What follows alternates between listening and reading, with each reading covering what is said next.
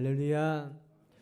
오늘 시간도 귀한 말씀이 우리의 삶을 인도해가고 또 말씀을 통하여서 우리의 삶이 새로워지는 은혜를 주님의 이름으로 축복합니다. 이 코스프레라는 말이 있습니다.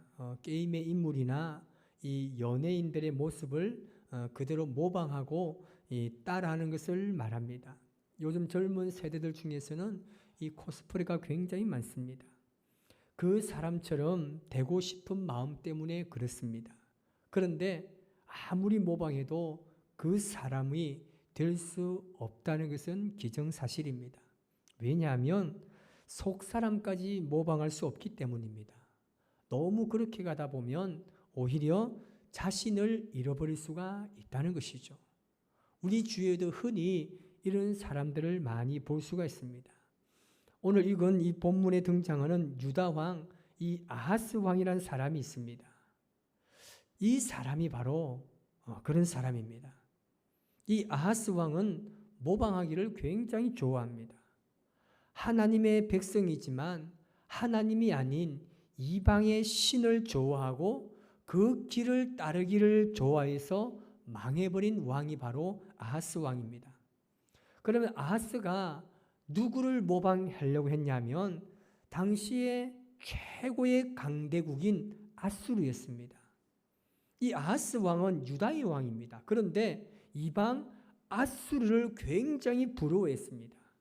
그래서 아수르 왕이 하는 것을 따라서 하면 우리 유다도 강대국이 될 수 있을 거라는 꿈을 가지고 있었던 사람입니다.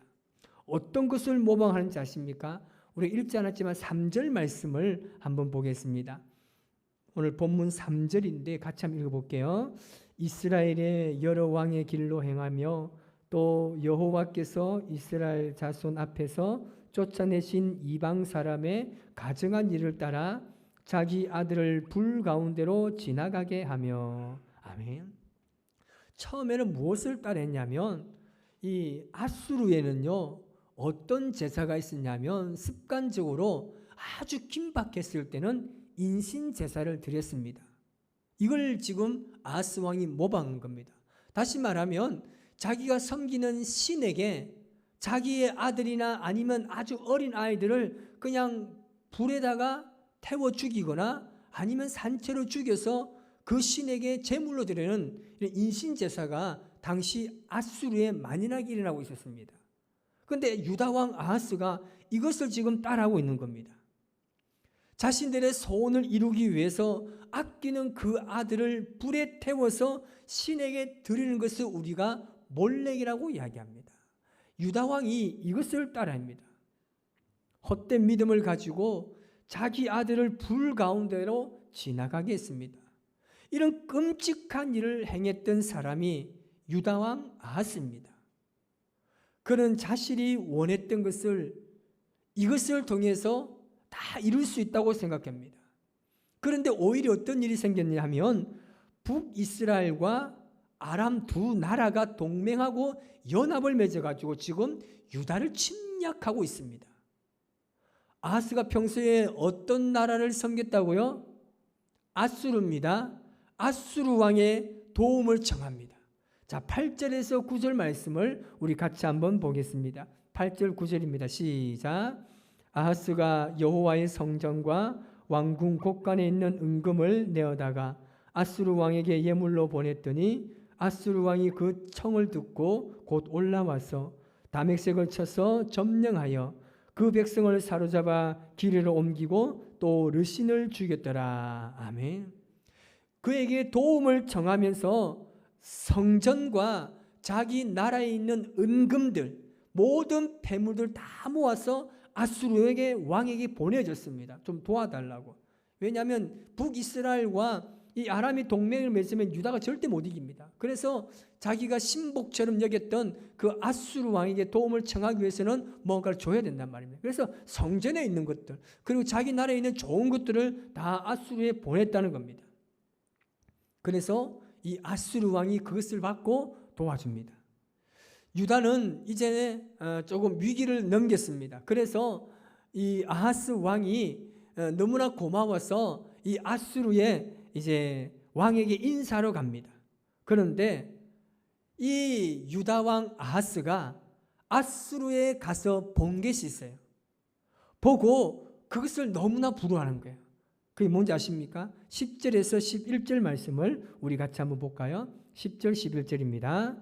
아하스 왕이 앗수리 왕 디글라 빌레셀을 만나러 다메섹에 갔다가 거기 있는 제단을 보고 아하스 왕이 그 제단의 모든 구조와 제도의 양식을 그려 제사장 우리아에게 보냈더니 아하스 왕이 다메섹에서 돌아오기 전에 제사장 우리아가 아하스 왕이 다메섹에서 보낸 대로 모두 행하여 제사장 우리아가 제단을 만든지라. 아멘. 뭘 봤습니까? 앗수르에 있는 신전을 봤습니다. 그래서 아하스가 신전을 보고 이거구나. 앗수르가 힘이 있는 나라가 된 것은, 강대국이 된 것은 이 신전 때문이구나. 그래서 그 신전을 다 이렇게 그립니다. 그래가지고 자기 유다에 있는 제사장 우리아에게 보냅니다. 유다에도 앗수르 신을 모시겠다고 이 아하스 왕이 결심한 겁니다. 왕이 보낸 이 제단 설계도를 받은 제사장 우리아가 오히려 한술 더 떱니다. 제사장은 만약에 이렇게 했을 때 어떻게 해야 됩니까? 왕이 이건 절대 안 됩니다. 우리는 여호와 하나님을 섬기는데 앗수르가 섬기는 그 신전을 우리 여기 짓는다는 것은 말도 안 됩니다라고 해야 되는 것이 당연하지 않습니까? 그런데 우리의 제사장은 어떻게 했습니까? 한술 더 뜹니다. 그래서 이 제단을 하나님의 제단 안에 만들어 놓습니다. 우리아가요. 이것이 아하스의 악행입니다.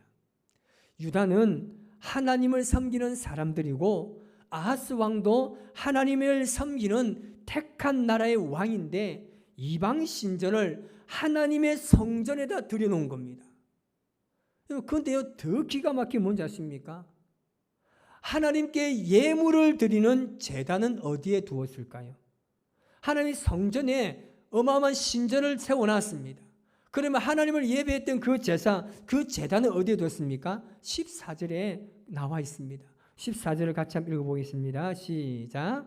또 여호와의 앞 곧 성전 앞에 있던 놋제단을 새 제단과 여호와의 성전 사이에서 옮겨다가 그 제단 북쪽에 그것을 두니라. 아멘. 어디 놨습니까? 여러분, 하나님의 놋제단은요 북쪽에 그냥 밀쳐둔 거예요. 이스라엘 백성들이 와서 제사하는 그 제단에다 그냥 밀쳐둔 거예요. 오히려 그 자리에, 좋은 자리에 이 앗수르의 신전을 세워놓은 겁니다.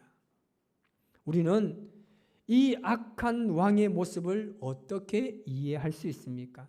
사실 이 아하스 왕의 이 모습은 오늘 이 시대를 살아가고 있는 우리의 모습이기도 합니다. 하나님을 우리 신앙의 삶의 중심에 두어야 하는데 세상 풍조와 문화를 우리의 삶의 중심에 두고 하나님을 섬기는 신앙을 북쪽 한쪽으로 버려두는 사람이 우리들 아닙니까? 여기에 대해서 과연 누가 저는 아니라고 자신 있게 말할 수 있겠습니까? 이 땅에 살아가면서 하나님을 최우선적으로 두지 아니하고 세상의 풍조와 문화와 이치에 따라감을 통하여서 하나님을 섬기는 나의 마음이 저 북쪽으로 밀쳐져 있지 않은지 우리가 생각해 보아야 합니다. 우리가 하나님의 백성임에도 불구하고 말씀의 삶의 중심에 자리 잡지 못하고 있다면 여러분, 하나님께서 얼마나 슬퍼하시고 때로는 분노하시고 안타까워하시겠습니까? 하나님 가만히 계시지 않습니다. 하나님께서는 아하스 시대에 예언했던 선지자 이사야를 통해서 다시금 아하스를 달래고 어룹니다. 이사야서 7장 10절에서 우리 14절 마지막으로 한번 읽어볼까요? 이사야서 7장 10절에서 14절 우리 같이 읽어보겠습니다. 여호와께서 또 아하스에게 말씀하여 이르시되 너는 내 하나님 여호와께 한 징조를 구하되 깊은 데에서든지 높은 데에서든지 구하라 하시니 아하스가 이르되 나는 구하지 아니하겠나이다. 나는 여호와를 시험하지 아니하겠나이다 한지라. 이사야가 이르되 다윗의 집이여 원하건대 들을지어다. 너희가 사람을 괴롭히고서 그것을 작은 일로 여겨 또 나의 하나님을 괴롭히려 하느냐. 그러므로 주께서 친히 징조를 너에게 주실 것이라. 보라, 처녀가 잉태하여 아들을 낳을 것이요 그의 이름을 임마누엘이라 하리라. 아멘. 유명한 임마누엘의 말씀입니다. 하나님께서 너무 답답하셔서 하셨던 말씀입니다. 아하스 시대에는 하나님의 말씀을 받아서 전하는 이사야 선지자가 있었습니다. 아하스는 나라의 위기 앞에 이사야에게 조언을 구하지 않았습니다. 그래서 하나님께서 너무나 답답하셔서 아하스에게 직접 나타나셔서 하신 말씀입니다. 그런데 아하스가 어떻게 했다고요? 듣지를 않았습니다. 여러분, 하나님께서는 우리 마음 중심에 여호와의 말씀을 두시기를 원하십니다. 여러분, 세상에 어떤 것이 부럽다 하더라도 절대 따라하지 않기를 바랍니다. 오직 우리가 따라야 할 것은 하나님께서 우리에게 직접 보내주신 예수 그리스도, 그분의 모습과 그분이 가신 길입니다. 비록 그 길이 좁고 골고다 언덕길이라고 할지라도 그 길 끝에는 부활의 영광이 있는 줄 믿습니다. 예수님을 따라가고 예수님을 모방하고 예수님의 삶을 살아야 될 우리들이 세상의 풍족과 문화를 따라간다면 하나님의 마음이 얼마나 아프시겠습니까? 여러분, 하나님의 말씀을 붙잡고 주님을 따라가는 복된 삶을 살아가시기를 바랍니다.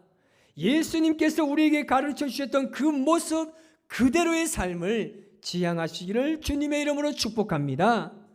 여러분, 세상에 어떤 능력이 있는 것이 아닙니다. 하나님께서 우리를 위해서 보내주신 예수 그리스도 그 자체가 바로 능력이 됨을 믿습니다. 그래서 여러분, 아무리 좋고 부러운 건요, 그것을 따라 추구하다 보면 하나님을 놓쳐버립니다. 우리의 삶에 끊임없이 세상의 문화들이 내 중심에 잡고 있으면 하나님이 어느 순간 내 멀리 바깥쪽으로 내 밀려가는, 그래서 나는 영적인 삶을 살지 못하고 세상을 따라 살아가는 참으로 어처구니 없는 믿음의 삶을 살 수밖에 없는 것입니다. 여러분, 이번 한 주간 어떻게 살아가시겠습니까? 예수님을 닮아 살아가시기 바랍니다.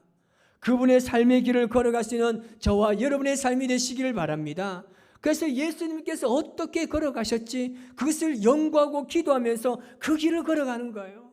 예수님이 어떻게 말씀하셨지? 누구에게 다가가서 어떻게 말씀하셨지? 우리에게 가르쳐 주신 것이 무엇이지? 끊임없이 말씀을 보고 기도하면서 예수님께서 행하신 대로 내가 한번 따라해 보는 거예요. 그것이 바로 하나님의 사람입니다. 이번 한 주간도 참으로 우리 앞에 놓여져 있는 수많은 문제가 있을 수 있습니다. 그때마다 말씀으로 돌아가시기 바랍니다. 여러분, 삶의 중심에 말씀을 모시고 말씀을 가지고 살아감을 통하여서 모든 문제를 풀어가시고 해결하시는 그 주님의 은혜를 이번 한 주간 경험해서 수많은 간증이 여러분의 삶을 충만하게 만들어 가시기를 주님의 이름으로 축원합니다. 기도하겠습니다.